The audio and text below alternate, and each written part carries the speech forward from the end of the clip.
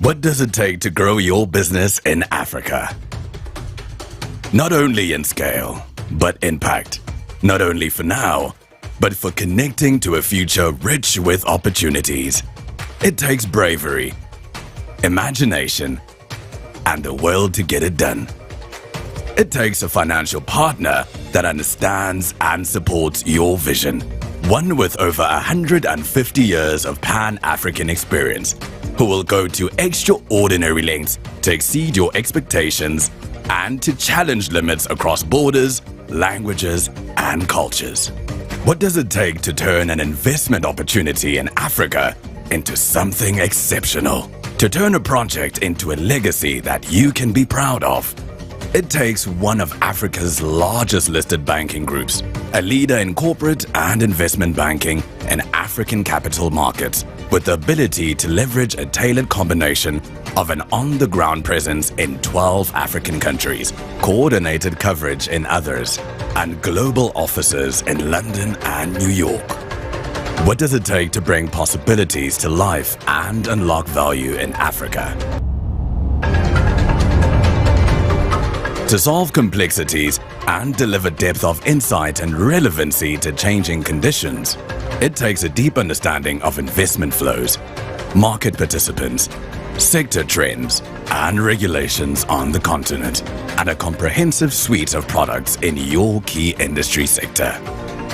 It takes innovative solutions, a future-thinking financial partner that's in it for the long term, and African ingenuity. It takes bravery, imagination, and the will to get it done. It takes Absa Corporate and Investment Banking, your financial partner in Africa. The bravery to imagine and the will to get things done. That's Africanacity.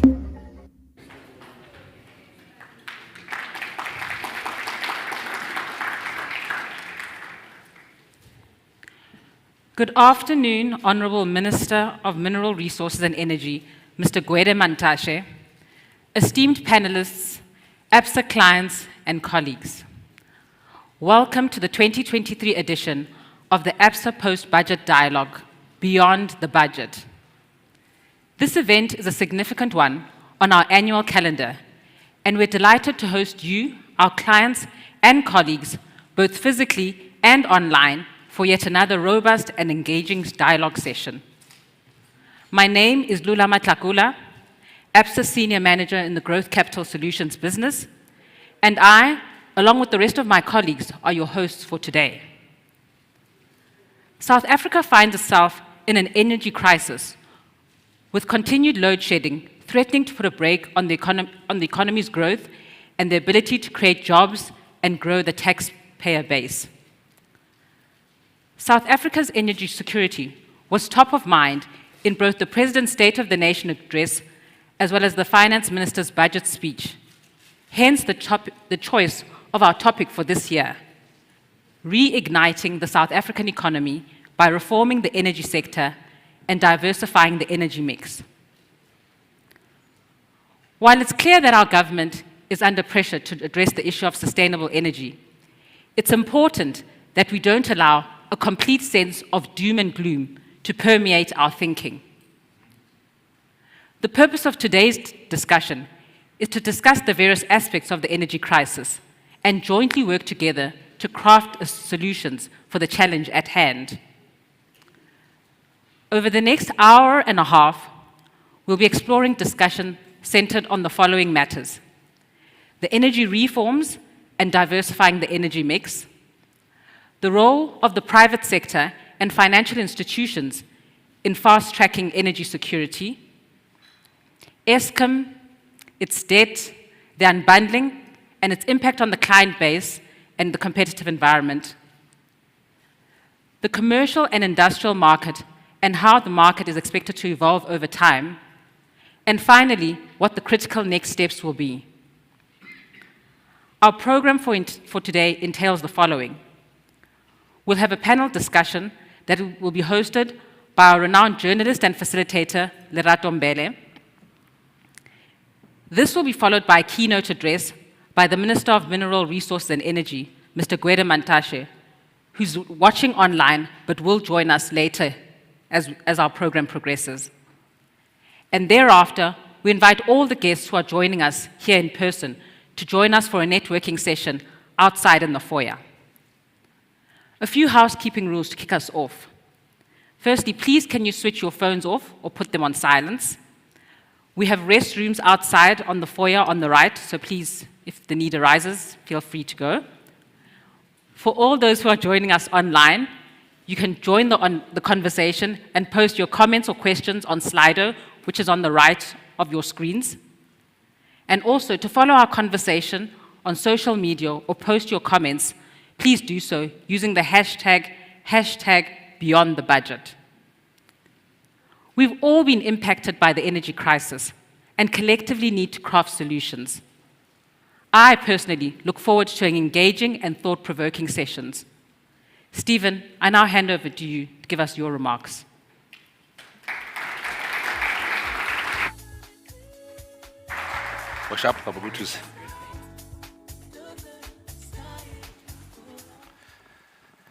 That sounded so formal. Stephen, I now hand you to Wu. Lulama, thank you so much. I think the Honorable Minister is listening to us. Colleagues, I'm just here to welcome you. This is the 11th installment of this Beyond the Budget. And we use it to get some insights and use those insights into our strategy going forward.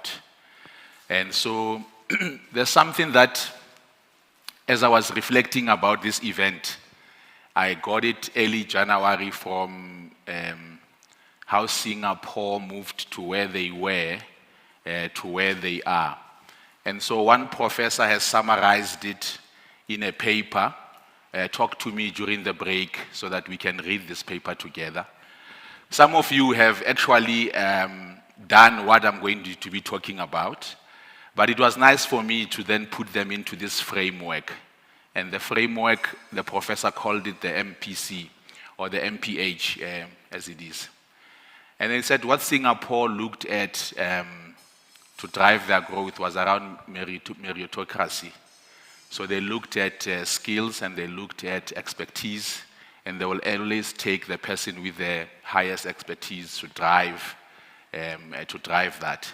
And so that's why this event is important to us. You'll see that the panelists are knowledgeable individuals that are going to impart knowledge to us. And as I said, as Absa, we take this and put it into our strategy going forward.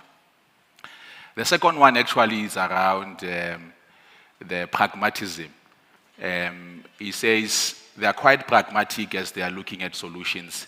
And there's no one, I think, who explained pragmatism like the Chinese president. He says whether the cat is white or the cat is black, as long as it catches the mice, that's fine. And we are starting to get a sense that there's that pragmatism permeating even in a lot of African economies. They were quite having their own ideas on how to do things. But what the energy crisis and other crises have done, they've allowed and opened up some ideas on how we can do it. As you know, renewable energy, PPPs, and some of those things forms part of their thinking going forward. And so even in your personal life, just check if you are not steeped into ideology, but you also apply this MPH, pragmatism, in your life. I lead the diversity and inclusion at Absa, and I always hear, women are not being listened to, young people are not being listened to. And in the pragmatism, you are saying if the idea is good, you take that idea, you run it with it, irrespective where it comes from, as long as it's helping you to go forward. And the last one on the MPH is the honesty. And the honesty is all about, is things working or we need to diversify or to change course? And is that continuous review of being honest and seeing if things are moving in the right direction. It's about being harsh on the review, laugh at lunches and dinners, but when it comes to what needs to be done, you are quite harsh on it. And I think there's no one who gives a better example like my reverend, who said they hired a domestic worker, and this domestic worker is not cleaning, but is praying every day. And so that person had to be asked to leave. And it's all about, are we honest and very serious on our reviews, or we let things slide which are going to be problematic going forward. So today you can imagine I'm looking forward to this as Absa. We are normally quite humble around it, but out of the round 5 of renewables, out of the 25 deals, we finance 21 of those. A round of applause, please. And if you follow us on social media, you saw we financed the Red Rocket transaction with a cost of 12 billion rands. So Absa is trying to play its role in terms of assisting the government, as Lulama has said, into the crisis that we are faced with. And the ESG plays a very important role in that regard. So today, definitely, I'm looking forward to the insight. And allow me then to welcome the well-known, renowned Lerato Mbele, who's going to facilitate this discussion to us, and we'll welcome the minister later. Please, ladies and gentlemen, Lerato Mbele.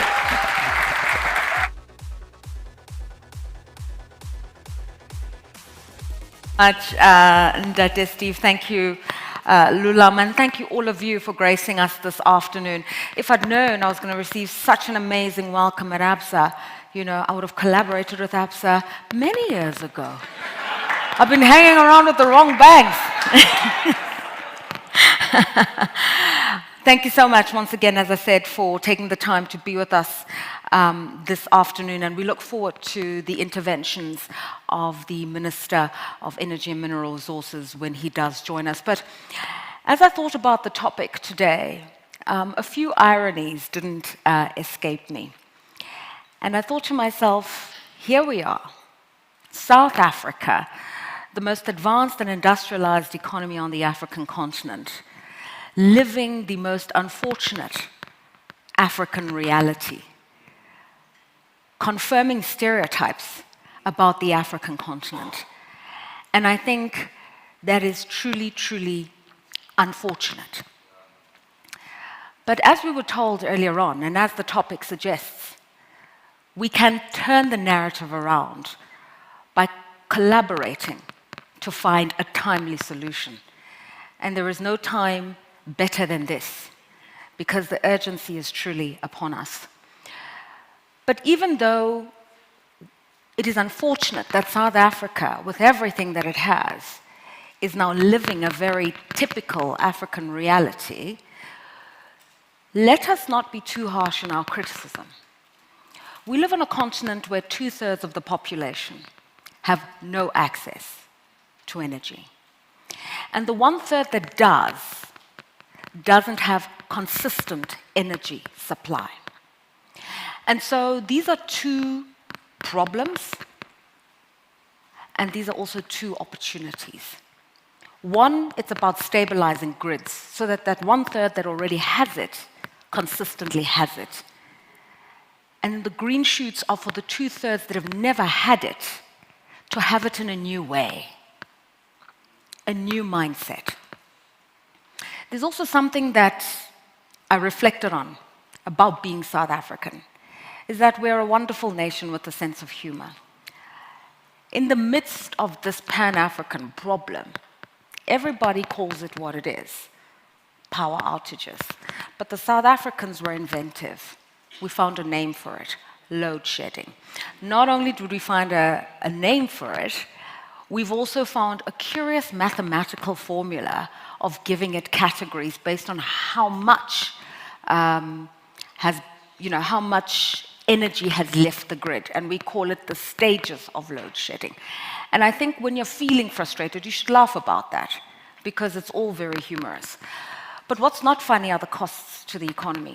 We're told that per day, depending on the intensity of load shedding, the South African economy loses anywhere between 800 million and 2 billion rands a day. And that's the issue that is not humorous at all, because that affects all of us. It affects the balance sheets of big corporates, it affects SMEs, it affects the potential to transform the economy and democratize it and bring in new players into the economy, young people, women, to create a new crop of black industrialists. And so in the conversation we're going to have now, I hope we can speak to this wealth of complexities and then look at the solutions across the board.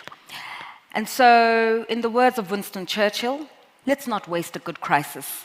Let's collaborate to find timely solutions. And so welcome, as generously as you welcome me, our panelists. They are the former CEO of Eskom, Jacob Maroga. They are Mita Mhlari, the director and co-founder of Mahlako Aphahla Group, the chairperson and co-founder of the Black Energy Professionals Association. We're also joined by Dr. Lumgile Mondi, who's a coal scientist and a senior lecturer and researcher from the University of the Witwatersrand, and for a long time was the chief economist for a development finance institution. And we're also joined by Tians Ellers, who's the director for resources and the project finance division here at Absa Corporate. So please welcome them all.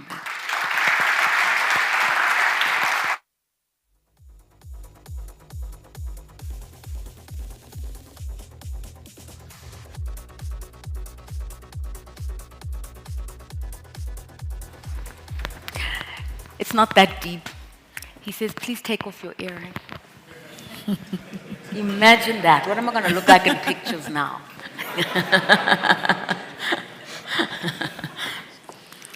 Happiness and Dade.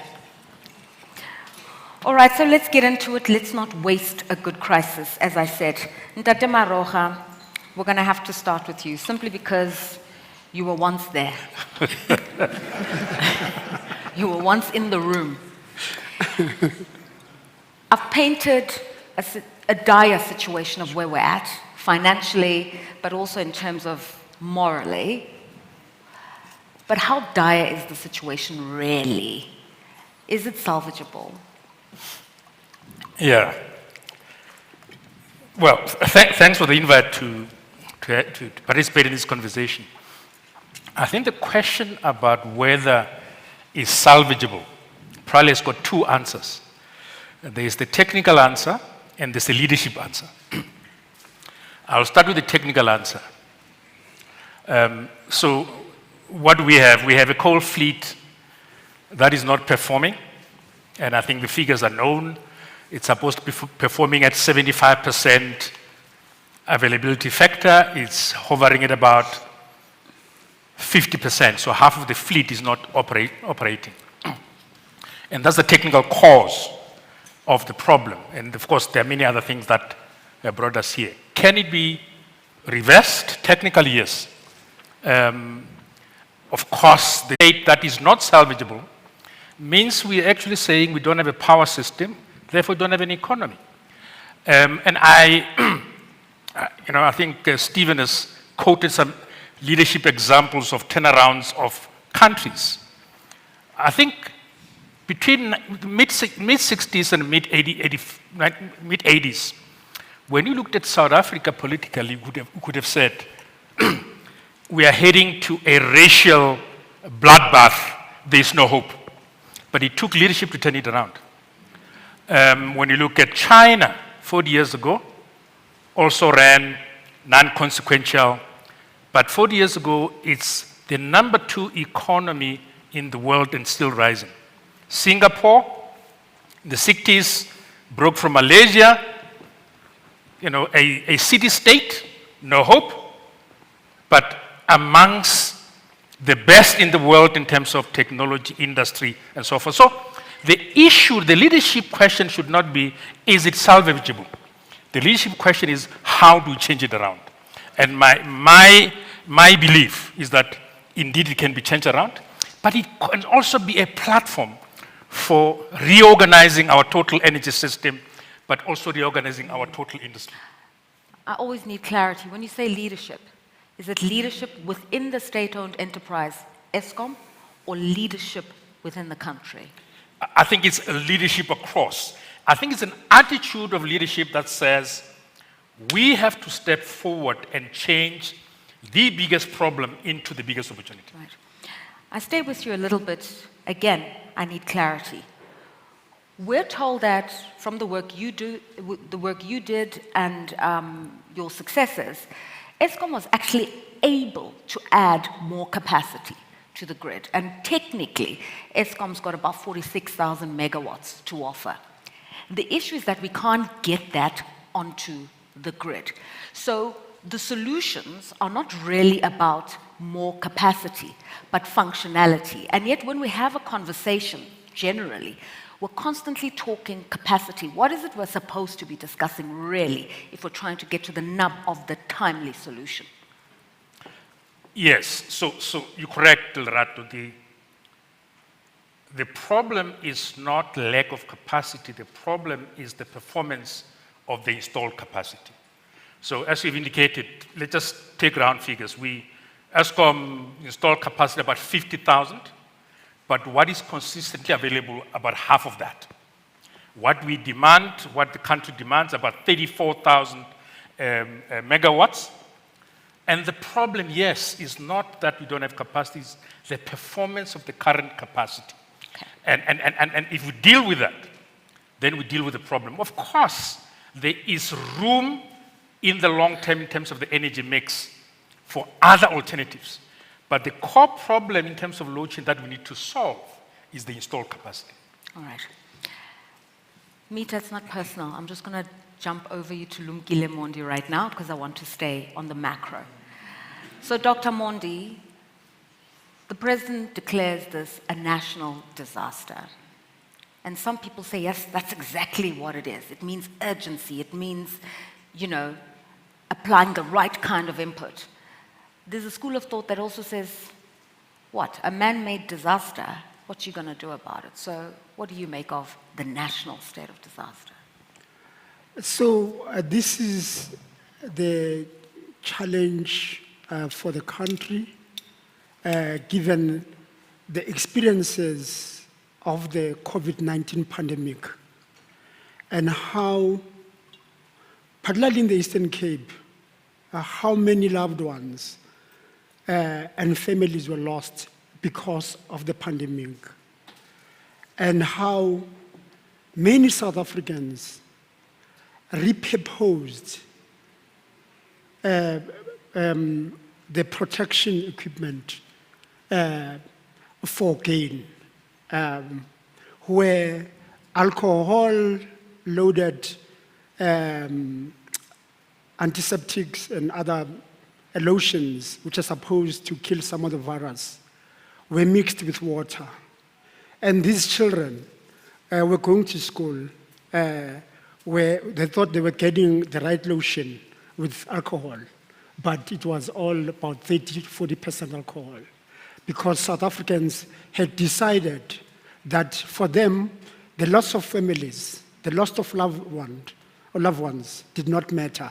What mattered was their bank accounts and the profits that they were enjoying during a very difficult period for South Africans and the rest of the world. So that experience that I've shared has shaped many of us about the trust between the state and the society. That these disasters, or this current one, is it again a take two? We have seen take one. We have seen how the SIU has been successful in recovering some of the proceeds, but it cannot bring back those loved ones, those families that perished because of greed by individuals. So South Africans are saying, given that what you've seen, is this again a second play, whereby we've got a national crisis of energy insecurity, that those greedy ones again are coming back at us? Because in this draft act, the act that we've seen, is that again, there's a blank check about undermining social and economic labor plans, undermining the environment. So it gives power to our leadership to procure and deploy resources without taking care of the responsibilities that are bestowed if processes are followed. So what I'm saying, Lerato, is that were very skeptical. We are aware that we are starving energy-wise, but we've got a history here where we've lost loved ones. Right. And no one cared, Okay. but people cared about profits. And the worst of it is the showing of the gains of us having been hurt, lost loved ones in a pandemic, where some in the state decided to fill their pockets. Okay. And that's what we think about every time we see our president talking about national security. What comes to our mind is not again. Okay, so we've got a trust deficit and a governance issue. Another thing that we've also got is a lack of coherence. Absolutely. Or maybe I'm not that smart. So what I mean by that is South Africa's got an integrated energy resource policy plan, right? We've got a bit of coal, we've got renewables, there are time frames. But when you hear the principals speak, one speaks the renewable energy speak, the other one speaks the coal speak. And when investors are looking at what exactly are the solutions needed in South Africa, the issue becomes one of coherence, Lumkile Mondi. So exactly what is South Africa's energy policy? Not what the politicians say. When you just look at the metrics on the ground, what is the game in town, actually? Are we a coal-based generating energy economy, or are we economy transitioning? So this is what nature gave us. And so we are very fortunate that nature gave us a resource endowment. So we are one of the richest countries with a huge coal environment. But in addition to that, critical raw materials. In the Kalahari Basin of the Northern Cape, we have got resources that we haven't even touched. Probably the minister will talk about.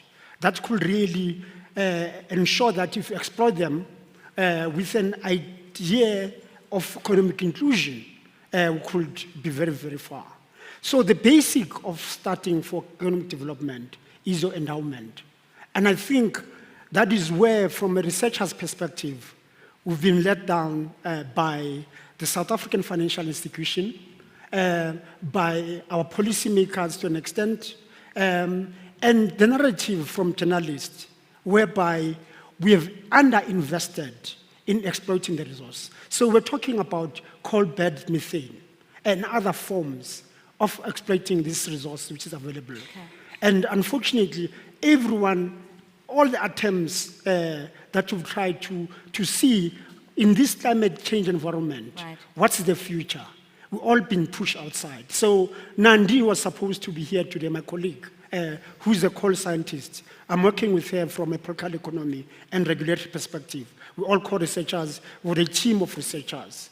When you talk about the possibilities about coal and why institutions should invest on coal, not only for generation, but also because based on the work we've done, when you break down coal, we use an absorbent where you pour it, the coal dissipates into critical minerals.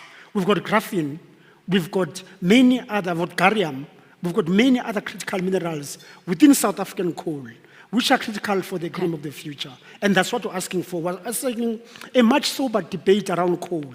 And in South Africa, unfortunately, we're all being skewed in one direction. And it's very, very unfortunate for our economic development.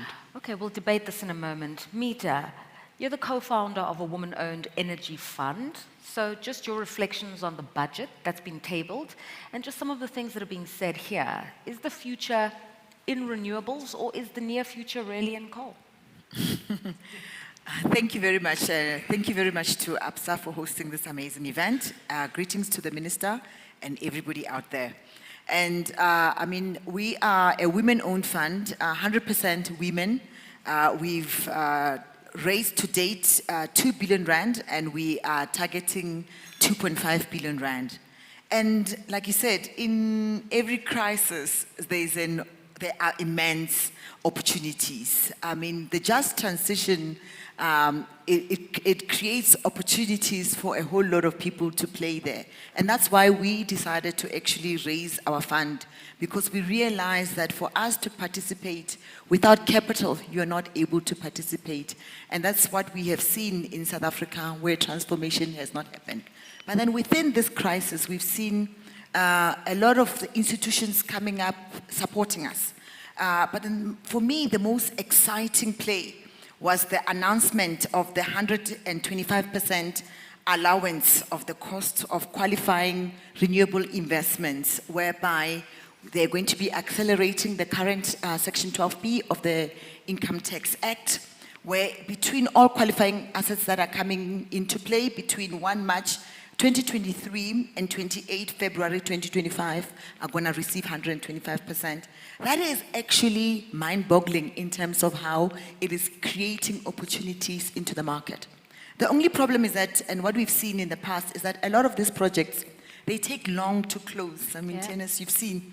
The procurement, the negotiations, everything else. So I'm just wondering, how are we going to be getting projects in between March 2023 to 2025? I'm excited because as Mahlako, as a fund, we have 3 projects from a mining company, Harmony, which we have announced that we are actually looking at commissioning, and we are seeing them coming on board in around April. So that is very exciting. And we also have a couple of other projects that we are working on.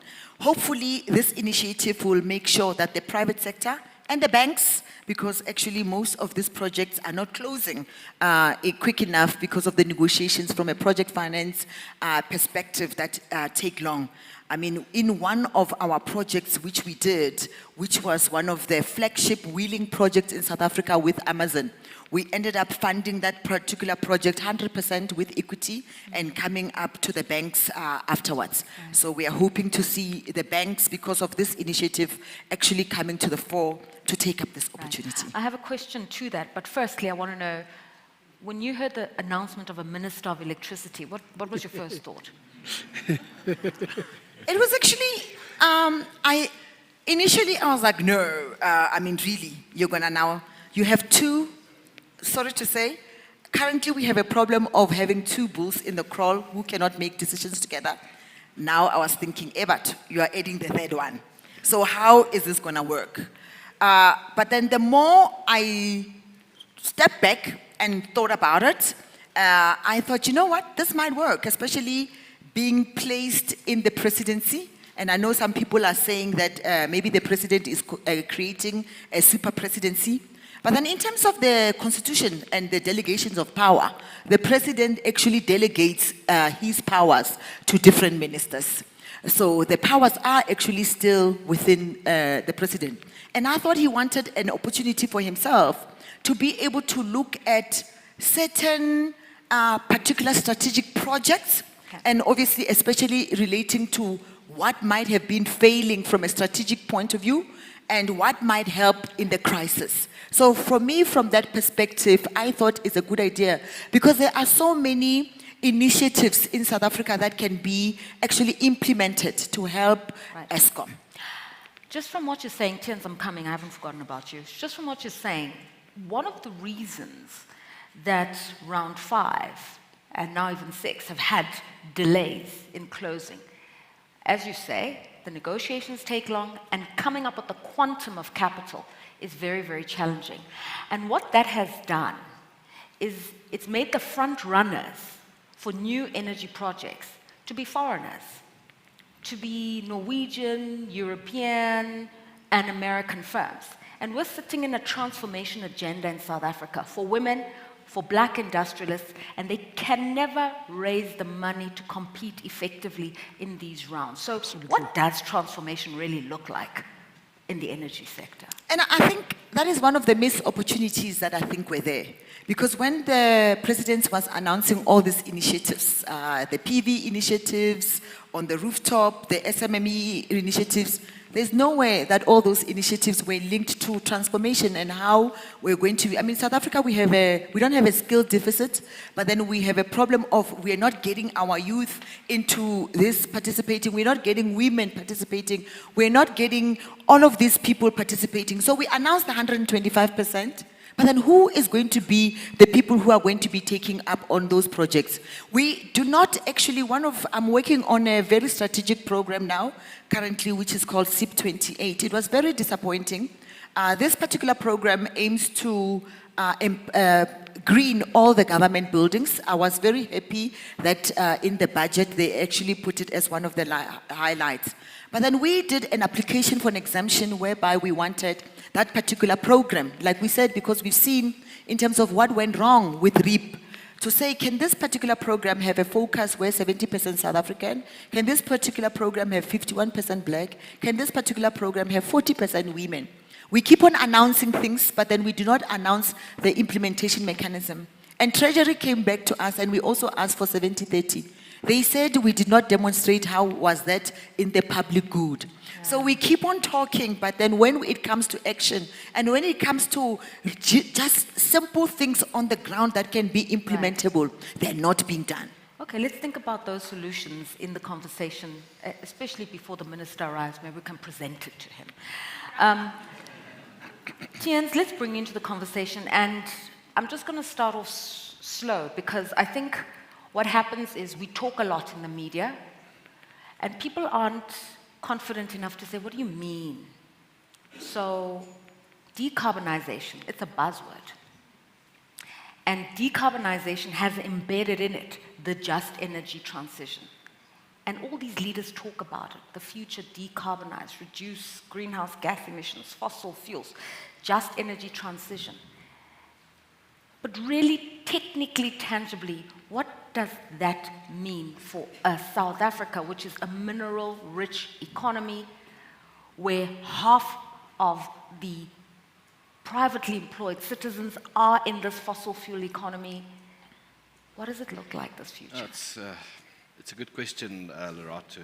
In its simplest term, it means we all have a duty, and if we love the earth, the planet that we live on, and we want our children to also, to live in prosperity, we do have a duty to all look at greenhouse gas and the emissions that's currently in place. And unfortunately, South Africa is one of the worst because of our massive, massive reliance on coal.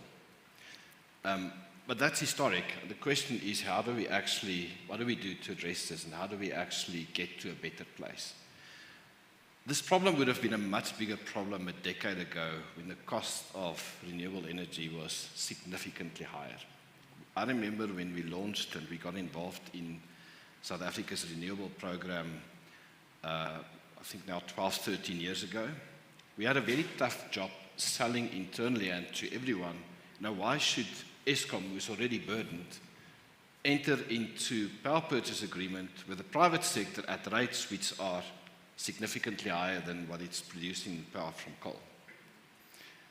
Today, that whole thing is turned around, Lerato. So what's happened over the past decade is that the actual cost of producing power from renewable sources, in some cases, it's basically a fifth or a sixth of what it was a decade ago. So you talk about just energy transition, you talk about what can we do and how can South Africa benefit from this. In addition to being blessed with massive mineral resources, I mean, as it stands, we sit with some of the best platinum resources in the world, some of the best chrome resources in the world, some of the best manganese resources in the world. Southern Africa sits with a huge opportunity, which is all these new battery minerals. But in addition to all of that, we're also blessed with huge resources when it comes to the sun. Our Northern Cape is probably one of the cheapest areas to produce solar power in the world. Right.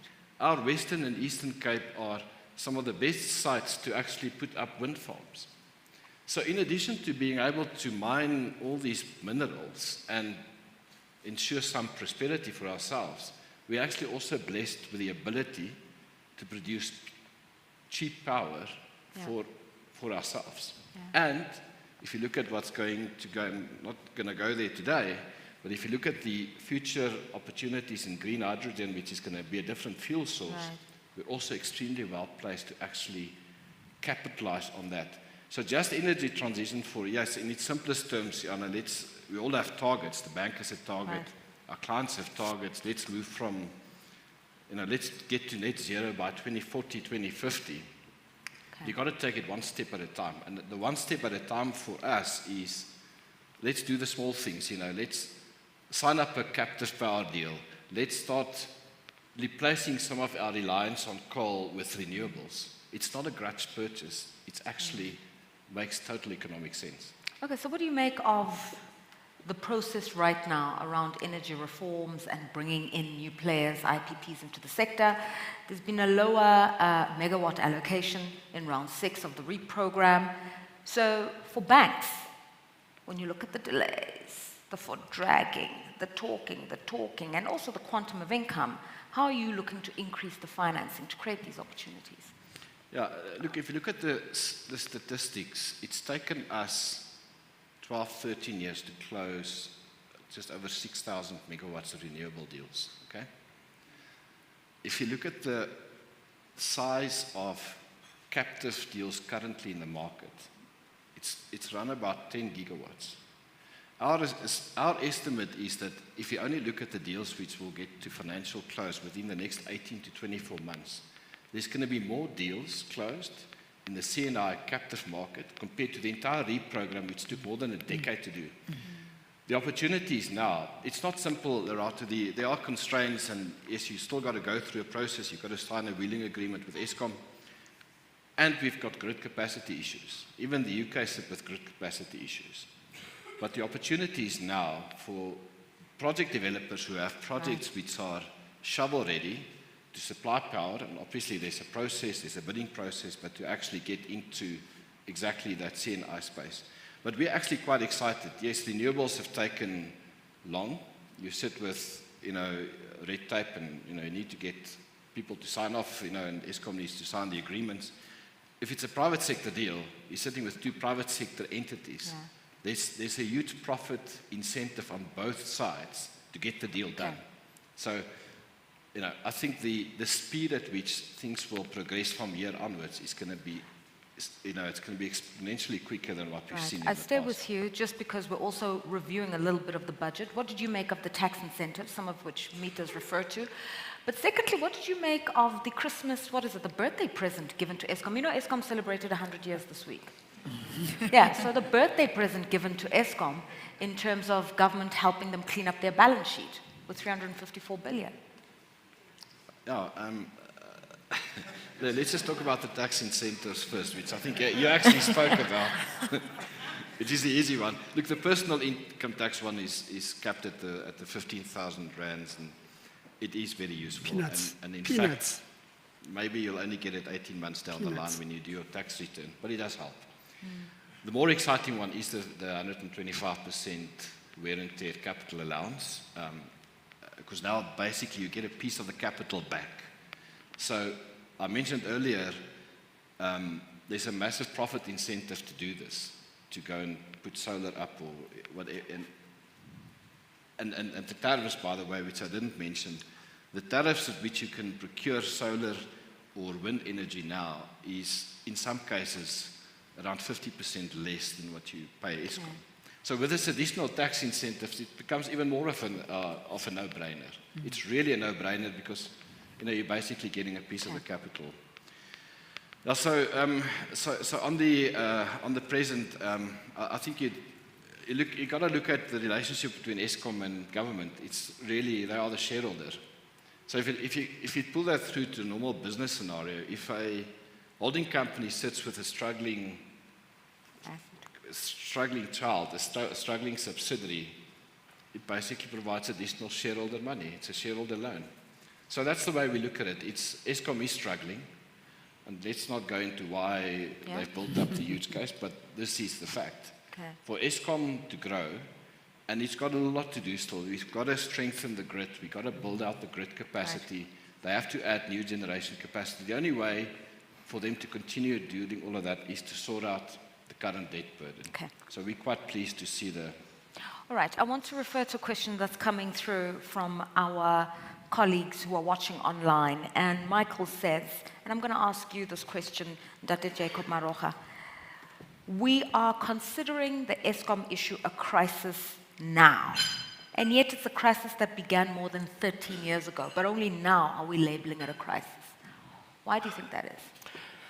I don't know where the 13 years come from. We had load shedding in 2007, and it was done in 2008. 2008. From 2009 to 2014, there was no load shedding. 2 years, 14, 15, load shedding.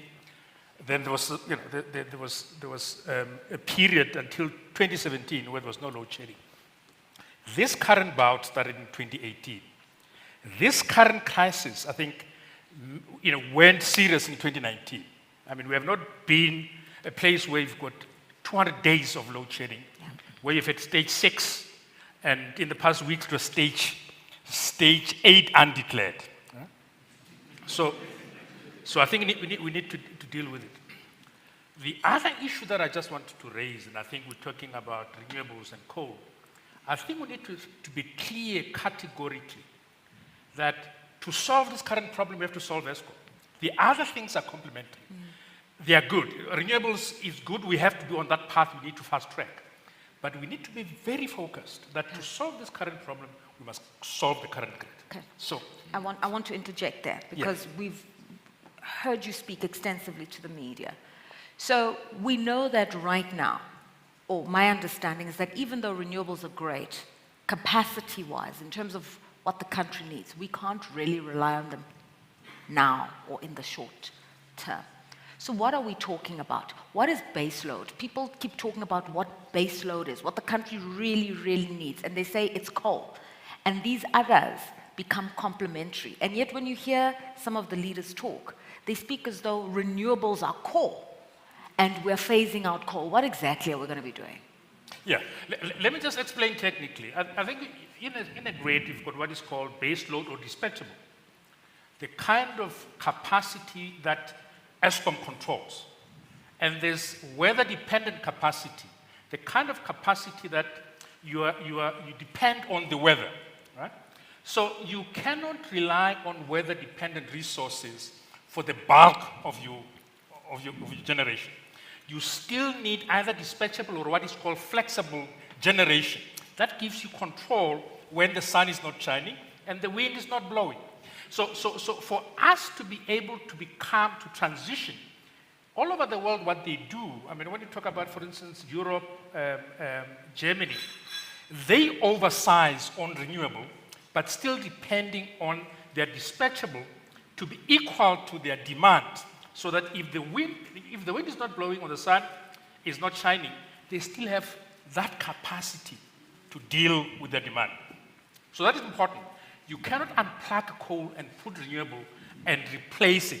You can't do that. You need a dispatchable capacity to replace dispatchable capacity. Is this assuming that ESCOM is still the primary generator of electricity in South Africa? Absolutely. Absolutely. Absolutely.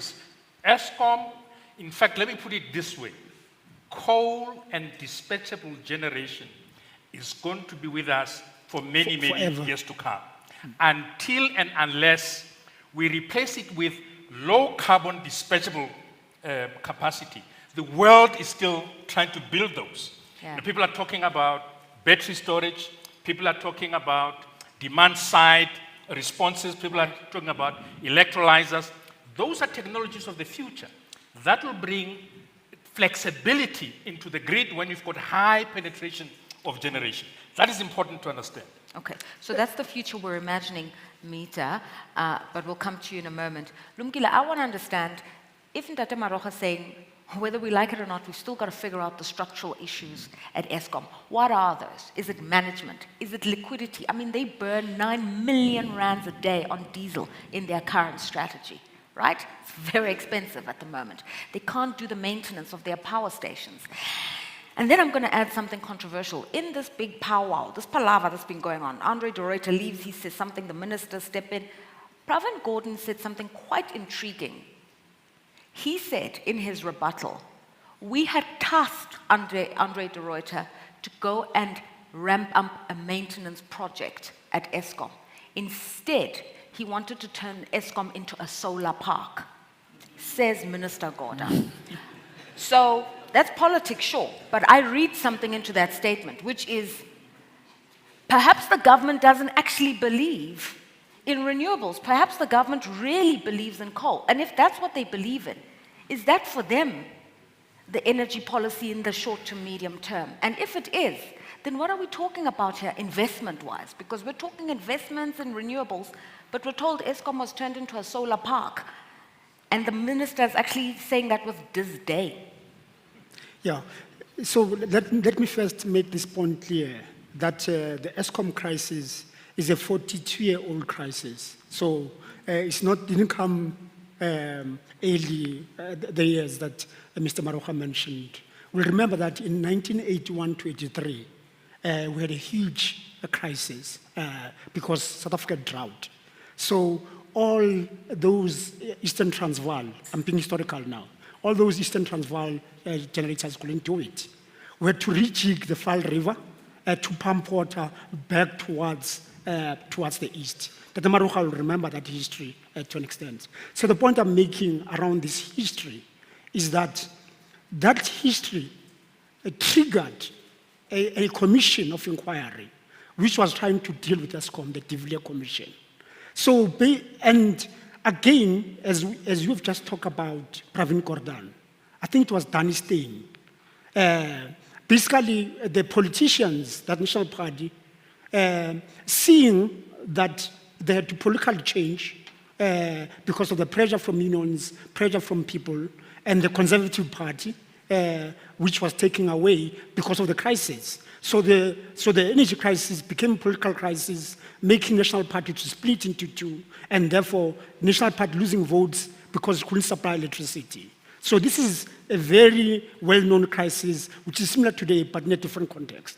So my understanding about Eskom, and particularly for us, given the national system of innovation that we have, is that that's the work we're trying to do, to ensure that the base load that you're talking to the Maroga is provided. So with CSIR, researching, using our critical raw material, and others, our vanadium endowment, our manganese, to see what would be the optimal battery technology that we can have. And that has to be owned by the state, because the state is funding that. We are funded, my work is funded directly by taxpayers. So it is that capability of these base loads of the future that we're working on, which will rest to the state entity, and Eskom will be a home for that. And going forward, then we'll be able to generate and have a very good Mita, let's future. bring you into the conversation. So we understand coal is with us for some future. Let's look at what's happening on the hybrid side. In other words, the other strategy on the side and the opportunities that are there. So firstly, whatever it is you wanted to say it. And then secondly, please help us understand what green hydrogen, what value it's going to bring into the economy, and what reforms we really need to be thinking about. I actually believe the other ones are not in the future, they are now. Demand management response is the first fuel to anything. And I think one of the key things that this budget did not look into is to actually be hovering on that. And you know, it missed the opportunity in terms of when they even announced, obviously the SONA announced the Minister of Energy, of Electricity. I would have hoped that the President, the Minister of Finance would have now unpacked that more in terms of what does that mean. And also would have unpacked when they say this national state of disaster, how are they going to implement it from a financial perspective in terms of looking at those short-term mechanisms? And I feel that those people even have taxable income to be claiming on top of. And then we're also only on solar panels, not inverter, which actually an inverter and a battery is actually a better, quicker solution than a solar panel. And it's actually can give you better, because remember, if I have my battery and inverter, I'm also able to move the demand. And one of the key things that we also did not focus on, you know, there was a program called Solar Water Preheater Program in South Africa. Around 2016, that program had about 6 billion rand given to it. Obviously now, because of the past non-spending, but then it would have been things like that that could have been brought back. But then I'm sure maybe the Minister of Electricity or something would unpack things like that. Well, I don't know, because, I mean, you know, 33% of energy peak demand load is with residents. And we did not really focus on that. And I would like to say green hydrogen. I mean, the President touched in the SONA around how the importance of green hydrogen. But then the budget did not unpack how this green hydrogen is going to be supported as a country. Recently, we had the DTI presenting us with the commercialization of green hydrogen strategy. When you look at economies like the USA, you look at what Germany is doing, they are really supporting those markets. We talk about things, we pronounce them, but then the budget does not come back and address how we're going to be implementing all of those things. Shame, but to be fair to Minister Enoch Godongwana, there's a lot that 2 trillion had to cover, from social grants to all sorts of other things. Tiens, I want to bring you in here because when we're talking, we're still assuming that at the core, Eskom is the main player. In this conversation, we're still making that assumption, and I suppose for now that's true. But this future we're imagining, this brave new world, does not have Eskom as the central generator, customer for IPPs, etc. So let's talk about things like what we're seeing in the Western Cape, what Johannesburg is talking about, devolution, where municipalities must find ways to generate their own electricity. Where I've also heard that Eskom was recently given some sort of a license on the transmission side. So there's commercial value on the transmission side, even though there are problems on the generation side. So talk to us about where these opportunities really, really lie in that future where Eskom plays some role, but other players could play an even bigger role. It's a good question. I mean, currently, Eskom is both the generator for 90% of our power, and it owns the grid. The nuance comes in that a lot of the grid infrastructure actually is also owned by municipalities. And what we're seeing happening now, let's just deal with the generation first. We can definitely see a world where Eskom's influence on the generation side is reducing as you add more independent power producers to the grid. And currently, all those RPPs are effectively renewable energy. But there's also plans to expand that to other baseload forms, which could include gas and it could include other forms of energy as well. So Eskom's dominance on the generation side definitely will come down. And obviously that is part of the plans to split the company, to separate out generation from transmission and distribution. But what's happening now is because of the load shedding and the lack of the ability to supply everyone equally, that some of the municipalities are basically taking their destiny into their own hands. And we've seen the city of Cape Town, we've seen Ekurhuleni, we've seen some of the major municipalities basically running their own programs to procure power directly. And let's not forget, some of these municipalities like Pretoria, for example, Tshwane, they do own some power stations. So some of them have been actually buying in power which is produced within their own grid for many, many years. I think what this whole environment is just going to speed up is we're going to see more of sort of generation closer to the source or the area where it's actually needed. And that's not a bad thing. When you add more renewable energy capacity to the grid, it reduces the requirement for the big utility to supply, which actually adds to generation capacity. The issue is, and where I do agree with the gentleman on my right, is we do need baseload. And we've got to solve this big gap in the baseload as well. But the future for baseload is not necessarily only coal. I think that's the other piece. There are more technologies coming forth. And obviously you're a money man, so the financing for some of these projects, whether it's financing at the municipal level or at the private IPP level, the entire financial system as a whole can't just do it. You're going to need to look at syndicated ways, you're going to have to look at DFIs, debt markets. So just talk to us about blended finance and the different ways in which some of this money can be unlocked. Look, I think we see our role as banks as the ones who structure the deals, putting together package set. But then the actual financing, and we've been doing it for many, many years, once the deal is structured in a bankable fashion, the sources of liquidity are all over the place. The banks themselves, yes, we always want to keep a portion of the debt funding on our balance sheet. It shows commitment and it shows client primacy. But then between the various development finance institutions, they all have big appetite to come into this. In South Africa, our institutional investors, and these are the guys who sit with billions and billions of pension fund money, they've been super active in financing renewables. The issue that we've had in the last 3 to 4 years is we've had a lack of deal flow. So there's massive pent-up demand at the moment. If you speak to any of these institutions, they will tell you, please, bring me the deals, we will come in and we'll participate alongside you. And I think we are in a good spot now that the liquidity definitely is there. No one can use the excuse that, no, the banks are not willing to finance. If the deal's bankable, it will get financed. The liquidity is there from, and it's, by the way, not only South African institutions, from from Europe and from all over the place. All right, in the interest of time, I want to wind down our conversation now and remind us of the operative word, a solution.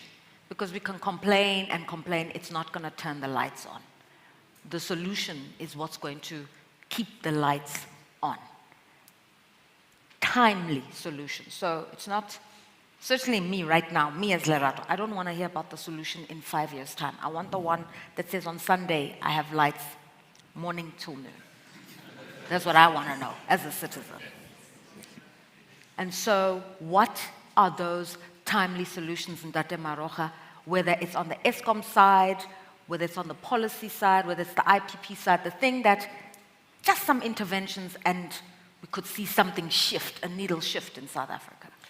I think what needs to shift clearly is the performance of the coal fleet of Eskom and bring innovative solutions, even if you bring capital, bring private skills, but focus on what is installed.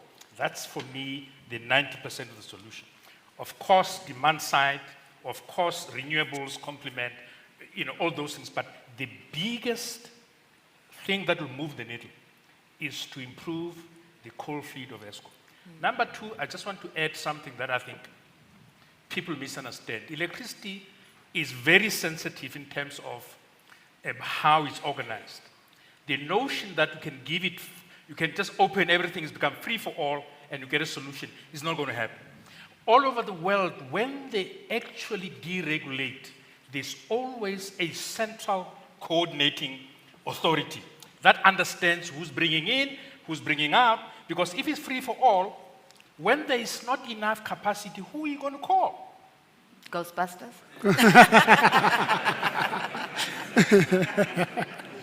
I'm corny. Actually, it's pretty funny.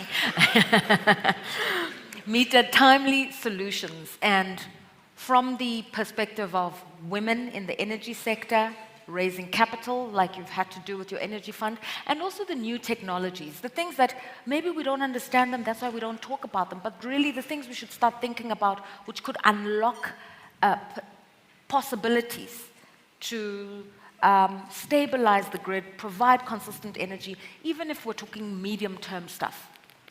Like I said, for me, demand management is the number one. And I think there's a program called the Integrated Renewable Energy Resource Efficiency Program that government is doing, basically implementing demand management across all their buildings. And I believe removing and reducing demand from residential solar waters are a big one. And another one, I guess this was a very good one from the minister, but then I think the private sector needs to come back and I think shorten the procurement processes that have been going on, bilateral deals from mines, from everybody, so that we can just kickstart, because I believe the CNI projects within the private sector can be done quick and can be deployed. And we need to come up with innovative funding around there. I mean, one of the things that we've been discussing is that sometimes maybe we must just, maybe TNS will give me some money, just build these things and we'll negotiate the PPA later. Lumkile Mondi, I'd like you to talk to us from a perspective of global best practice, if that's even applicable in this sense. To be fair to the government, maybe they're moving in circles, but they're trying something. They're constantly trying something, it appears to me, right? But all those somethings that they're trying have to yield results. So I'm thinking of, generation from the private sector where they feed into the grid. First it was 100 megawatt cap, now there's no cap. So they're trying something. They're incentivizing the green hydrogen economy. They're looking at how the platinum sector can come in to provide some of these new technologies. So they're trying something. What are the things they should do well, given the international experience of countries that have suffered with a similar problem and tried something? What is the something that unlocks a proper change? So, I mean, for us, really, is them putting more resources into our national system of innovation. So we've got amazing universities, very clever young men and women in our system. But the government has been continuing to fund us at a declining scale. So if the private sector, particularly financial institutions, those involved in energy and other sectors believe in this future that we're talking about, we need to be ahead of the game.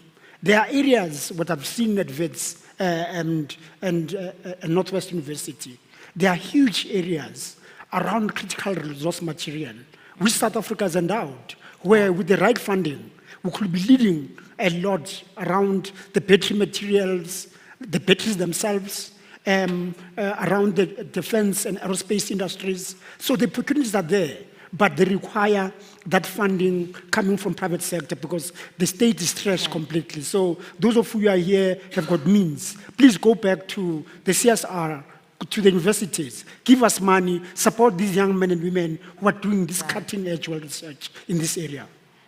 Jens, the universities want money, Mieterman's money. Do you have the money? I have money. You brought the checkbook. Now, the money, I don't think, is the problem. There's one thing, though, and as we talk about what could provide an immediate relief, there's an example in Australia where they did one very simple thing, which almost overnight added 2 to 3 gigawatts of capacity to the grid. And I think this is a very practical thing. And City of Cape Town started with this. What they need to do is to agree that private users can actually push power back into the grid at a pre-agreed tariff.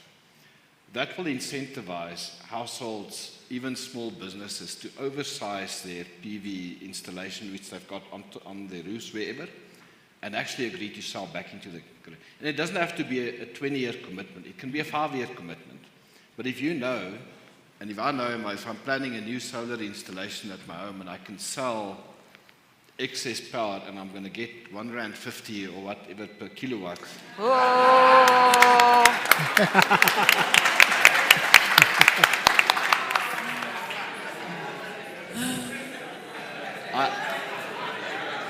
This is exactly. Someone didn't like the idea.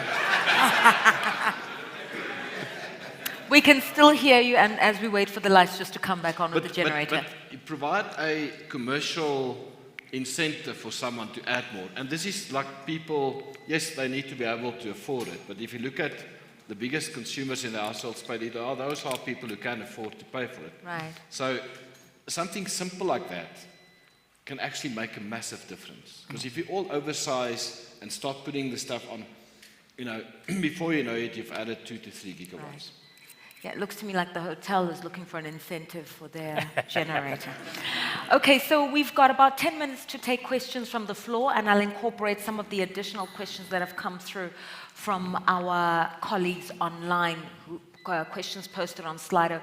I can see you, so by a show of hands, any questions from the floor? No brave, yes sir with the red cap, please stand up. Thank you. Anyone else? Okay, so whilst we wait, oh, there we go, lucky you. No, just a few questions. My name is Kandani Msibi.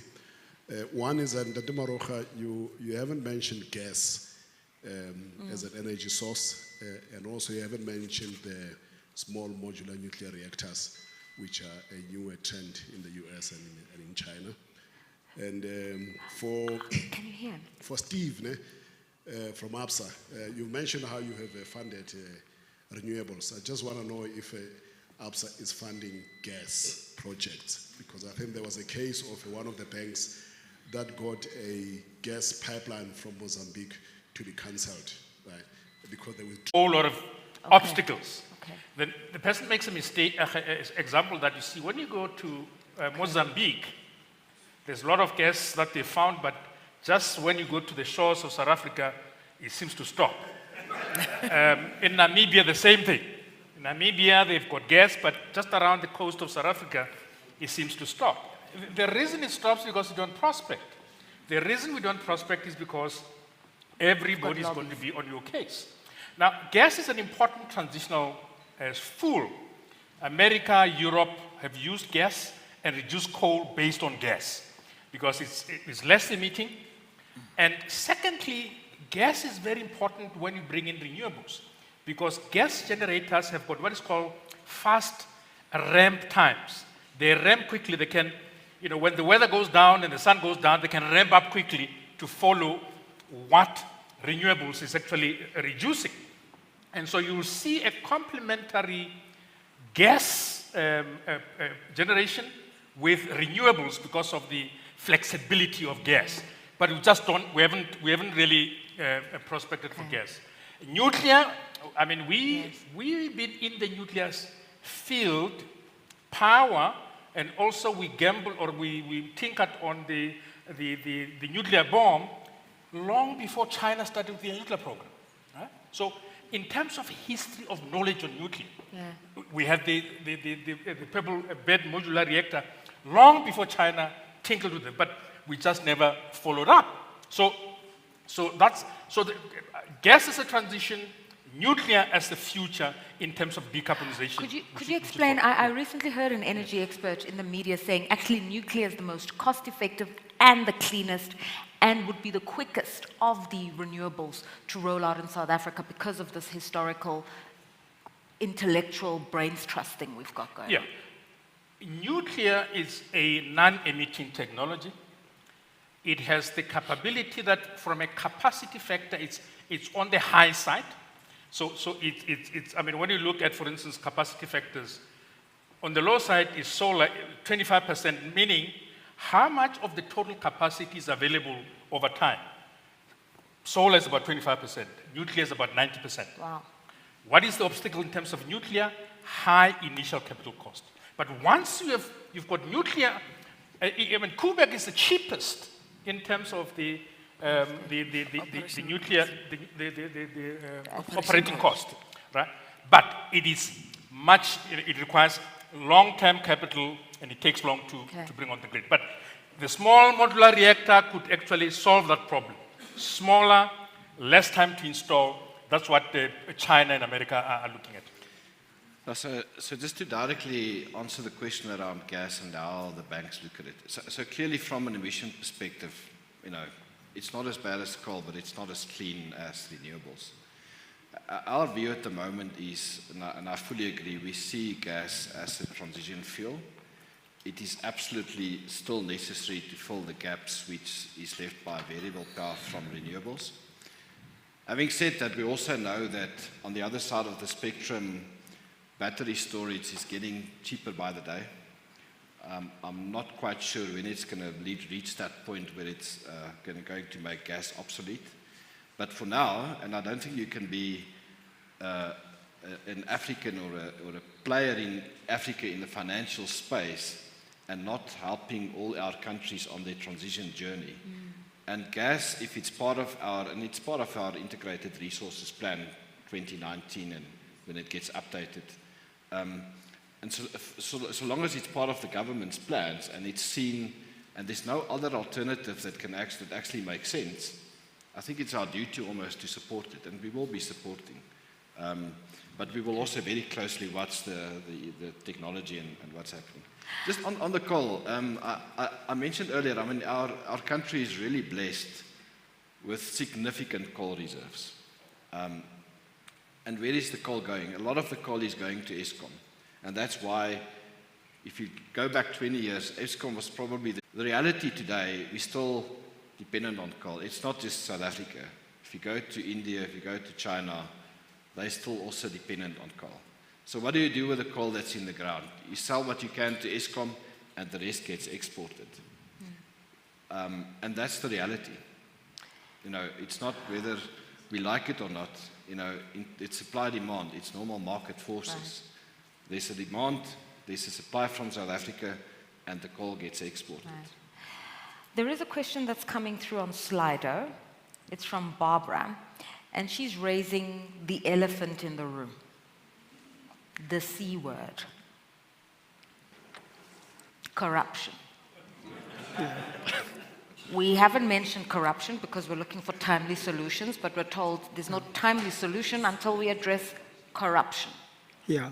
So let me first differentiate various kinds of corruption. There is corruption that we call developmental. So if you look at China, which is ahead around corruption as developmental. So many of you are following a lot of the cases going on in China relating to the estate industry, whereby they were invested in the state and the state has been behind arresting some of those individuals. So there's corruption that's developmental. This is corruption, what we refer to as access money, where basically if the developmental project costs X, we add 10% on it. So it's X plus 10. And we've got massive returns as a society because the return that we get is far less than the X plus 10 that we pay.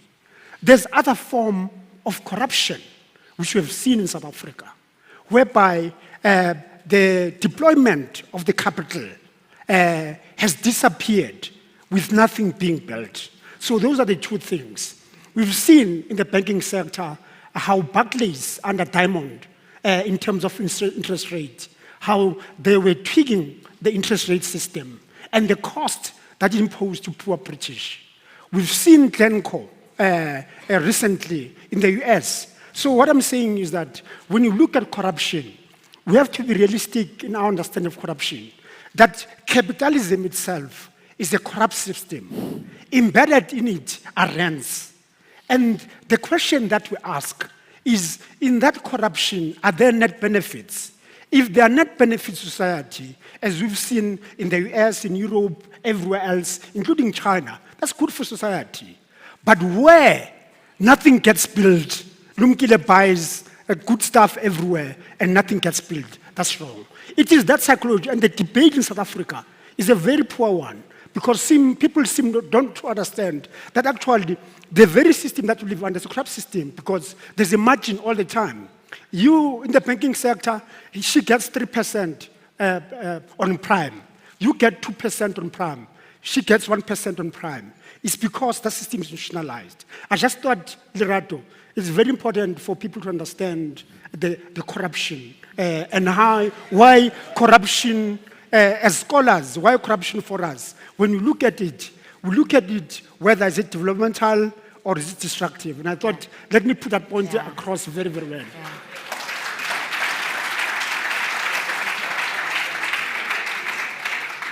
I loved all those examples on you get 3% on prime. I'm not paying my bond next month. I'm telling them straight. This is not on. Any other questions from the floor? Yes, ma'am.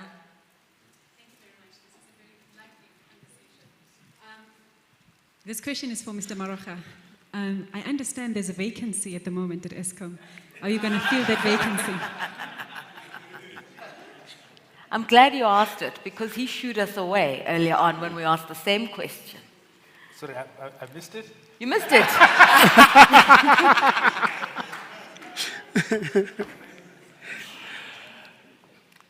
Look, as long as we believe South Africa's problem will be solved by single heroes, we're going to be here for a long time. Absolutely.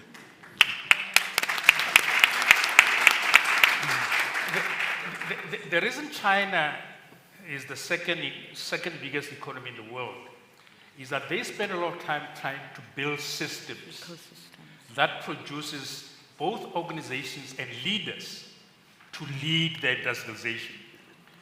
And so you don't see, I mean, when you look at China, you see institutions. You don't see individual heroes in the system. For instance, let me just give you an example of the thing that you're talking about.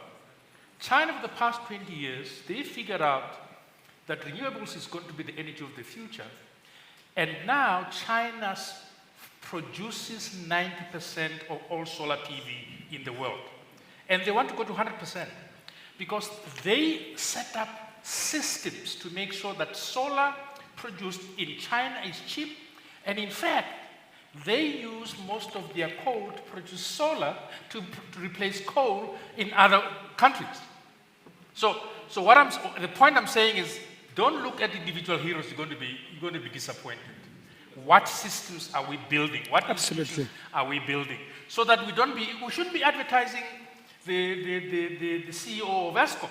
The system should be producing people who are ready to step in. We can't be stranded on an institution as big as ESCOM, and you don't know who's going to be the next CEO.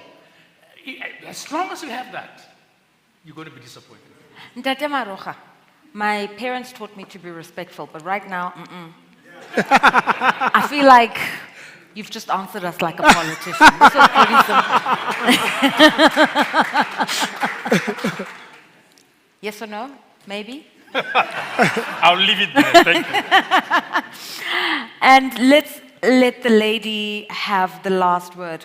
Mita, we've spoken about opportunities, what the budget did to unlock them, didn't unlock them. The one thing we didn't really, or certainly I didn't get a sense of, was whether these energy reforms as we see them are going to do what's required for transformation. And I don't mean gender, racial transformation. I mean to completely change the way we do the energy economy in South Africa. And you made an interesting point earlier where you said, we're looking at incentives for business. What about at the household level? You introduced that 15,000 Rand incentive. Do you even have 100,000 Rands to put up solar panels on your roof? So this is a mindset thing that needs to permeate all of society. Even me as an individual, how I look at energy needs to change, all the way up to what needs to happen to engender that. Yeah, I think the crisis has really created an opportunity, because I think now in South Africa nowadays, everybody knows what EAF is. I don't think anybody, South Africa, I think, and what is going on, I always say when I do my presentation, it's like a catering, when everybody used to get catering contracts. Now the energy industry has become a catering business. So which is good, because before this industry used to be for the few. But then now, because we are talking about it so much, I will look at the IPP program. It became an elitist program because nobody knew really what was happening there. But then because of this crisis, everybody and their mother or whatever wants to know what are the opportunities.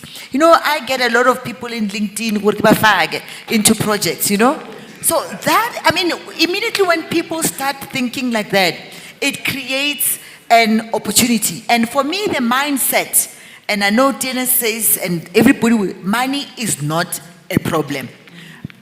The problem is the leadership, and it's the way South Africa, our mindset of doing projects. We like PPAs that are guaranteed. Even now, my industry will kill me. Why government still guarantees our PPAs and all of those things? It's not necessary, which also increases the contingent liabilities that you have on the balance sheet. We need to just start doing things in an innovative way. And that's what I think there's a mind shift that is happening now. Our banks, our financial institutions in South Africa do not take risks. All of them are looking for 15-year PPA, 20-year PPA. Now we need to get to a point where you can get a 2-year one, or we can club together, or even societies. Stokvels now can come together and do something in their own community. So that is one thing this crisis has created. So that innovation, all of us can be talking about things like that. Now, by society, we need to be engaging with them in terms of, in your own community, how are we clubbing together? Because we're not alone. You do not have 300,000 Rand to do a system. How do we do one which can connect? Yeah. Like we said, when we looked at the cell phones, the rest of Africa did not have the telecoms. But then what happens with microgrids, what happened with a cell phone, it made sure that everybody now, we have apparently more cell phones in Africa than we have toilets. But then now what it has done is that now it has reduced the cost of capex. And immediately when you reduce the cost of capital and the cost of entry, that means now more people can enter. And that's why I say demand management. Demand management makes sure that, I always call them, without being derogatory, the buggy brigader is also able to enter the system and more jobs are created. I love that, and I think that's a really exceptional note, because we can talk policy, but policy is the people, and you're reminding us that. So, ladies and gentlemen, I hope we've addressed some timely solutions, in as much as we've also focused on the problems, but I hope this also says to you it's bad, but it's not that bad. And if it's that bad, use your agency. 2024 is when you can say something. Jacob Marocha, former CEO of Eskom, Mita Mhlari, director and co-founder of Mahlako Apahla Group, chairperson also of the Black Energy Professionals Association, Dr. Lumkile Mondi, scientist and senior lecturer and researcher at the University of the Witwatersrand, economist actually, I think is a better title, and Tiens Ellis, director for resources and project finance at Absa Corporate. That's been our discussion. I now yield the floor to Lulama Tlakula, senior banker at Absa.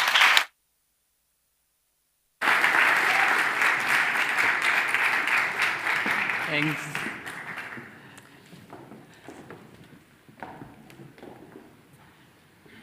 Thank you, Lerato, and our panelists. I think we've had a really insightful and interesting conversation. We still have a big task in terms of coming up with timely solutions, and I think we heard a lot of we and them, but I think we also need to look at the I in all this in terms of how are we going to come up with a solution to this matter. But I thank you all, and we've had some interesting stuff also hearing about different forms of corruptions, so I think if anything, we've all left here having learned a thing or two. So just on our side, we are still expecting the minister, but he's been delayed, and so the plan of action is for him to dial in via MS Teams. So I'm going to have to check with my technical team whether that process is clear. I see a lot of heads shaking. Not yet or not at all? Not yet. Okay. So it seems as though our minister is still having technical problems, but his team is going to dial in. So should we just give him a moment? We'll give you a short commercial break, but I want to keep the program going, because we do have people who are online, and so we really need to kind of keep the momentum going. But hopefully it's going to be sorted out soon, and then we can just have his quick address, and then we can close today's proceedings.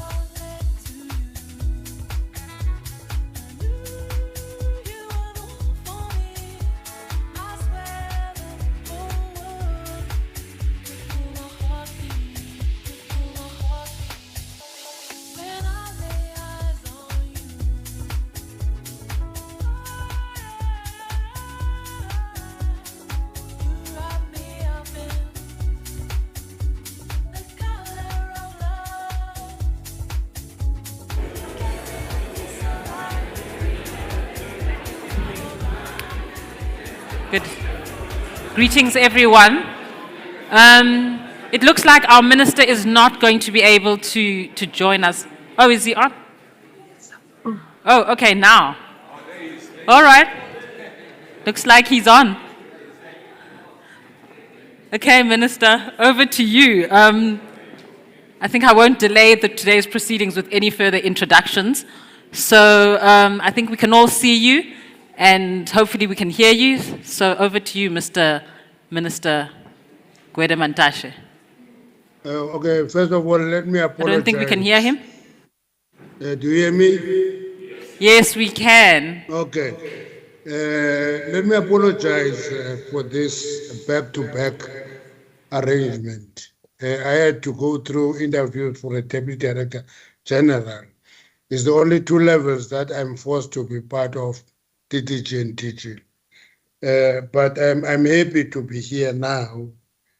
And thank you for inviting me to your event as Absa.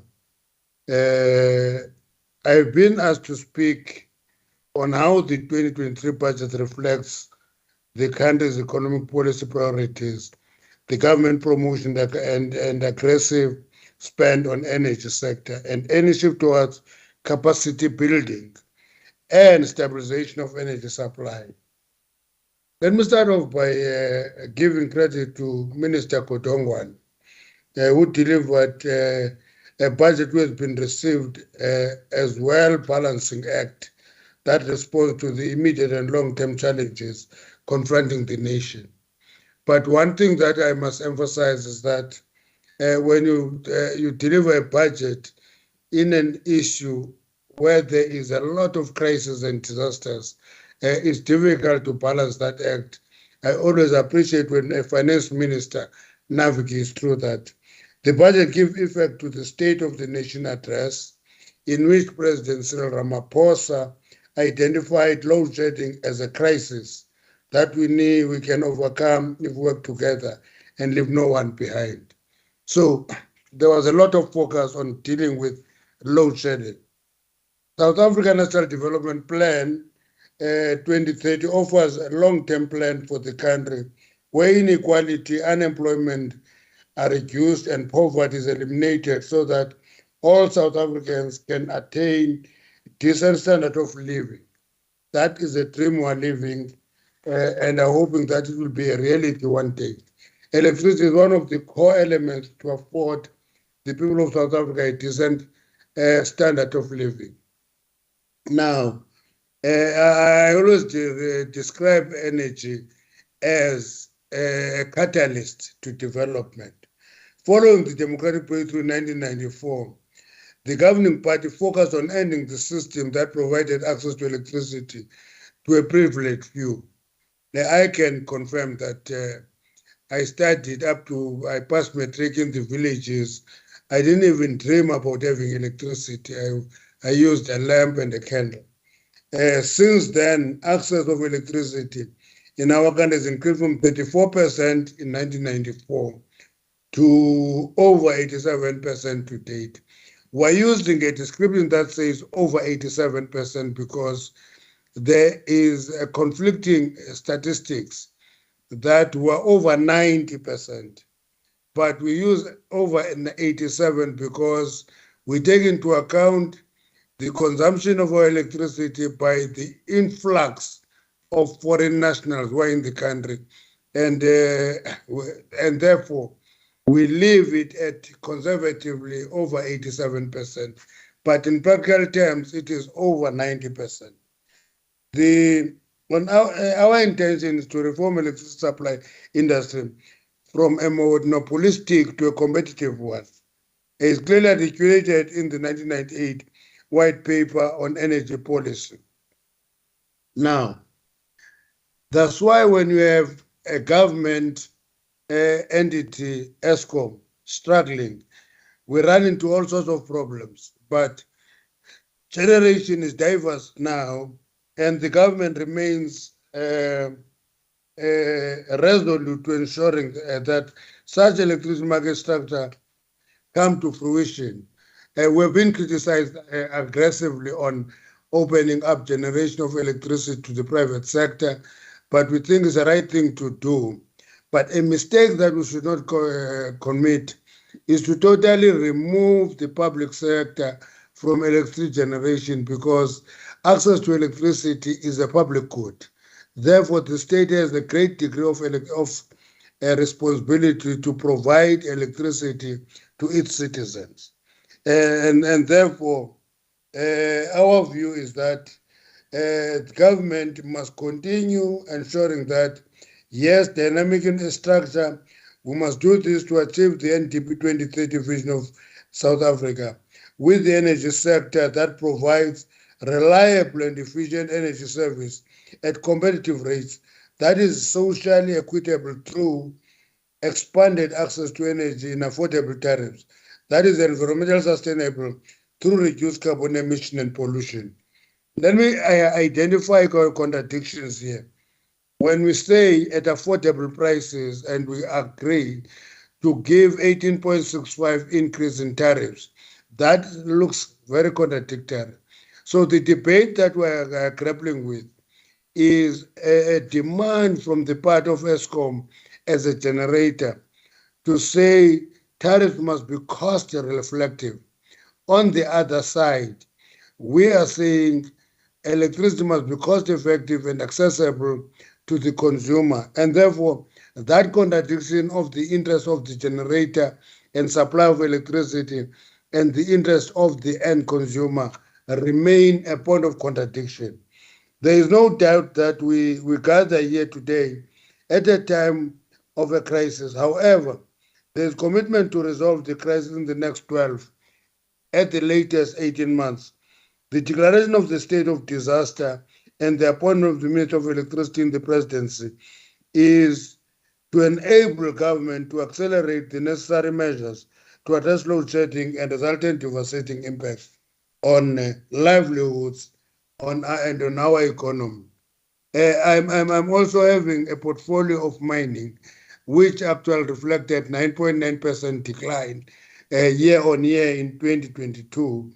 And key issues that led to the decline are mainly load shedding and bottlenecks in the logistics sector, particularly Transnet, plus the increased crime in the sector. Now, if we want to deal with electricity load shedding, we have made proposals to all the clusters that deal with this issue. We're not directly running Eskom now, but what we said is that the reason that we have load shedding is not necessarily a question of increasing renewables into the system, because renewables and many people, particularly lobbyists, tell society that if you put more renewables, there will be no load shedding. Our understanding is that renewables will need a lead time. That lead time will allow any provider of that contract to build the generation capacity 12 to 18 months. And therefore, it is not an immediate solution. But what is needing to be attended to now is to address the question of electricity availability factor. And the electricity availability factor is estimated at about 53% with the coal plants, and that electricity availability factor is even down to 48%. And the current electricity supply demand imbalance is a challenge that requires effective and immediate measures to improve Eskom plant performance. So our view is that immediately what should be addressed is the question of improving the electricity availability factor. We've looked at 6 power stations of Eskom who give us electricity availability factor that is below 50%. For example, you'll find that power stations like Kusile and Matla gave us electricity availability factor of which is in the 20s, and 6 of these power stations give us very low electricity availability factor, and as a result of that, we lose more than 7,000 megawatts of energy that would ordinarily be available. We therefore welcome the announcement of Minister Kotongwana in the budget that government will take over a portion of Eskom debt to allow them to focus on maintenance and servicing of its generation fleet to improve the electricity availability factor. Now, these 6 power stations that have been identified as the priority stage in improving EAF to be above 50% at least. But it remains what is an objective. And we think that if we do that, we'll go a long way in resolving the problem of load shedding. Number 2, the question of procuring emergency power local and across the borders is also quite important. Purchasing electricity from neighboring countries is another option that government is pursuing. It is reported that over 1,000 megawatts of electricity from our neighbors can be unlocked in the short to medium term. And then the declaration of state of disaster enables government to facilitate importation of this electricity on an expedited and negotiated basis in accordance with the emergency procurement. Trading among the members of Southern African Power Pool has enabled importation of up to now 300 megawatts through bilateral arrangements with Mozambique. We are hard at work to almost quadruple the number of countries such as Mozambique, Zambia, and Botswana who are standing ready to lend helping hand to our electricity supply challenges. But every time we do this, people ask us, but you have been exporting electricity to these countries. And our view is that Southern Africa is interconnected. We will continue exporting. For example, we will still supply electricity for Mozal in Mozambique, but we still import electricity from Kaura Basa in Mozambique. So it's a question of interdependence of these countries. And Minister Kotongwana also announced measures to encourage business and individuals to invest in energy and thus increase electricity generation. This gives effect to the reforms introduced by government in 2022, wherein licensing threshold of embedded generation was removed. For the next 2 years, business will be able to reduce their taxable income of cost of an investment in energy generation. This is not debated much in South Africa because people tend to be more negative than being positive. We actually were asked by various sectors of society to increase the threshold for embedded generation from 1 megawatt to 100 megawatts. First of all, they said 50, we gave them 100. And after a year of that arrangement, they came back and said, increase this to 1,000. And we asked a simple question, why 1,000? Remove the cap, and we agreed to remove the cap. So embedded generation is totally deregulated, and therefore anybody in that space can build any size of a power station.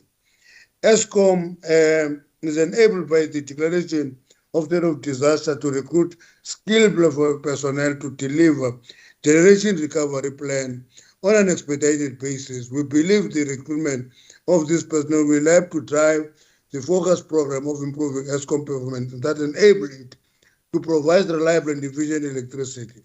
One of the issues that we must emphasize is the fact that because of our history, we get trapped into making a question of skills, recruitment and supply a racial issue. It should not, it should be a skills issue. The diversifying of energy mix and the procurement of energy capacity. The government remains committed to the implementation of a diversified energy mix to address energy poverty, while transitioning from high to low carbon economy.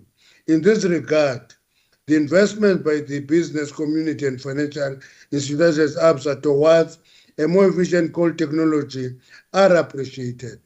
We're having an experiment in Leander, which is funded by the World Bank, where we're actually testing carbon capture, storage, and use. And we're hoping that we can succeed in that. We're looking into various options of clean coal technology so that what we're endowed with cannot be thrown into dust. We're further encouraged by the global acceptance of nuclear and gas as part of clean sources sources of energy which can contribute to the reduction of carbon emissions. We are saying that because South Africa is well endowed with sources of nuclear and sources of gas, and we must just exploit them. Before we had this declaration by Europe, we were taken to court every time we tried to do gas exploration. We're hoping that we'll be able to move now. The IP 2019 provides for extension of the design of Quebec, as well as the new nuclear capacity in future. We have agreed to extend the life of Quebec by another 20 years. And we're hoping that we'll get 2 sites which have been identified to build additional nuclear capacity into the future. Upfront planning regarding additional nuclear capacity is therefore critical, given the long lead time. Hence, the work currently being undertaken by the department to produce additional nuclear capacity at a pace and scale that the country can afford. The modular reactors that is currently being pursued by many countries is taking shorter time to build than it used to be with the traditional big nuclear power station. Renewable energy forms part of our energy mix. We strongly believe renewable energy coupled with other technologies such as gas and other baseload technologies will help reduce South Africa electricity generation emission. And we're making this point because sometimes when we have a debate on energy, it is one of the most polarized discussions. And people believe that if we do renewables, we'll be okay. We are insisting that renewables are good, but they must be partnered with base load technologies. A gas to power technologies will provide flexibility required to complement the intermittent renewable energy and meet the demand during peak hours. It is understandable, undeniable that new generation capacity needs to be added to ensure continued supply of energy to the economy. Hence, government is moving ahead with procurement of additional electricity in line with the country's blueprint of energy, the IRP 2019. Some of the interventions taken to date will include a number of interventions. For example, the 2,000 megawatts under risk mitigation program, 3 private bidders there, totaling 150 megawatts are under construction. And the remaining projects experience challenges which we intended to resolve in the shortest period of time. For example, that will include the power purchase agreement tenure for gas to power projects under this program. You'll remember that part of the programs that were approved were car power ships which are going through various legal challenges. And 2,583 megawatts under bid window 5 in that project, 1,759 megawatts under construction, 4,200 megawatts under bid window 6, of which 1,000 megawatts have been constructed.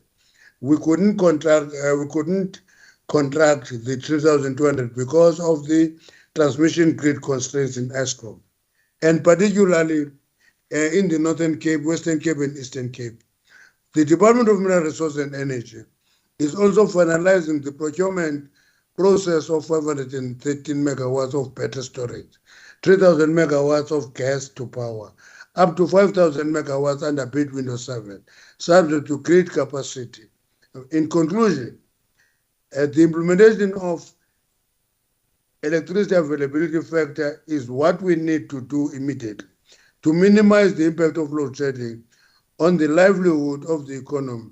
This, coupled with emergency power procurement, purchase of power from neighboring countries, and improvement of skills in Eskom, will help bring load shedding to an end.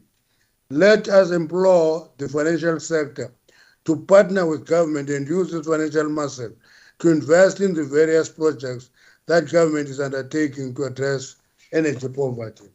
Let me make the point that I'm not getting into the space of the appointment of the electricity minister, because that is above my pay grade. But I think it is a decision by the president that actually send a clear message that there is urgency and there must be more focus on the question of dealing with load shedding. Thank you very much.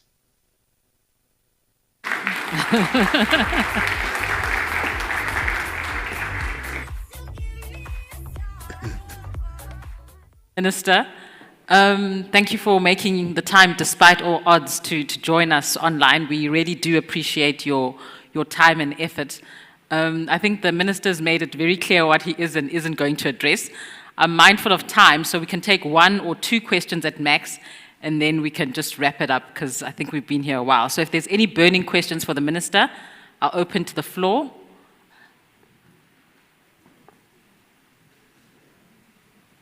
Okay. Looks like it's just crystal clear. Okay, Steve, you've got a question. Mic 2. Oh, he knows his mic. Just stand.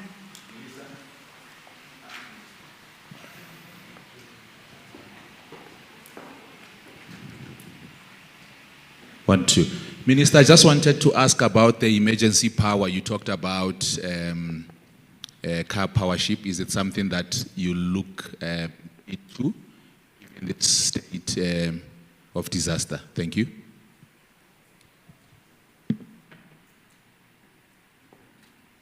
Is that all? Yeah, yes, I think that's all. That's all there is for you, Mr. Minister. No. The reality of the matter is that our department did give permit to car power ship to operate. And we took that decision on the basis of having seen it helping Ghana, Gabon, Cote d'Ivoire, and Brazil to alleviate many of the challenges. And we thought that it would work here. Unfortunately, in our country, there is a very strong movement that is anti-development. And that movement challenges anything that is not renewable. And we need to navigate through that and appreciate that we need a mixture of technologies to overcome the challenges of electricity in our country. And that is what we believe in, we think is a correct position, and we think that it should be supported. In our view, car power ships as emergency. Somebody said they were expensive, and I asked them, what is expensive? Because for 20-year contract, they were charging us R1.17 a unit. For a 5-year contract, they will charge us R1.34 a unit. So to me, if you look at that, it's not expensive if you compare it to the cost of load shedding to the economy. That's our argument. Thank you, thank you. Thank you, Honourable Minister, for your response to that question and for your time once again. From the Absa team and the audience, we're really grateful for your presence today. And I think we've had an interesting afternoon with very robust discussions. So I'm now going to hand over to Lindelwa Zwane, who is our Managing Executive of CIB Compliance at Absa, and she'll close today's proceedings. I think my time on the podium is over, but I hope you're going to stay around and join us for some drinks and eats out on the deck. And thank you for being such an engaging audience, and thank you for giving us your time. I know we've gone above our allocation, but thank you so much, and we appreciate your presence today. Thank you, Lulama. And I thank you, all of you, for your patience. I know I'm sort of standing in between you and Friday afternoon drinks. So I'll make the thank you very short. First and foremost, I don't know if the Honourable Minister is still on the line, but thank you to him for making the time, even though he couldn't make it here physically.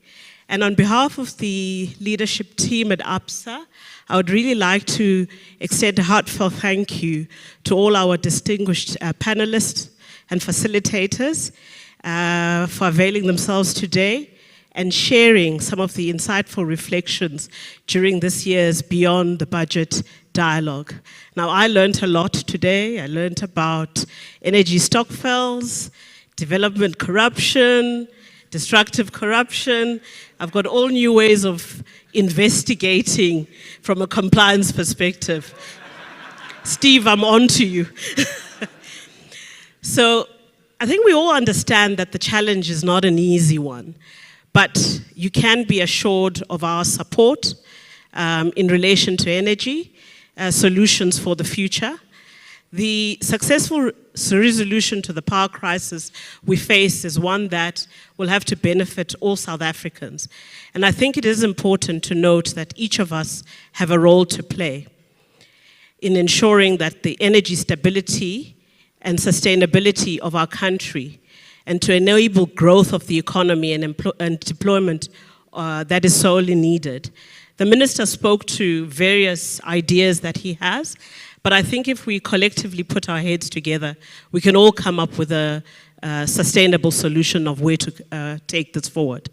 It is also inspiring, and I guess it's a call to action for all of us, to positively engage on what is required to take the country forward. What is clear is that this is not something that can be resolved by a single entity or government on its own. It will require collective energies, skills, and commitment. We're going to need to collaborate constructively as we seek a solutioning mindset on how we come up with tangible solutions on how to take the energy crisis forward. There's never been a more critical time than now for the social contract between the public and private sectors to strengthen and to be sure that we have a deliberate focus on how we resolve the country's power crisis. Our time together might have come to an end now, but let us continue these conversations and collaborations in our different forums as we go back, to our communities, our workforce, and make sure that we all play our part in this. I'd really like to thank you once again for your time today, and I trust that when we meet again next year, we'll be able to celebrate some significant progress in this space. Thank you all.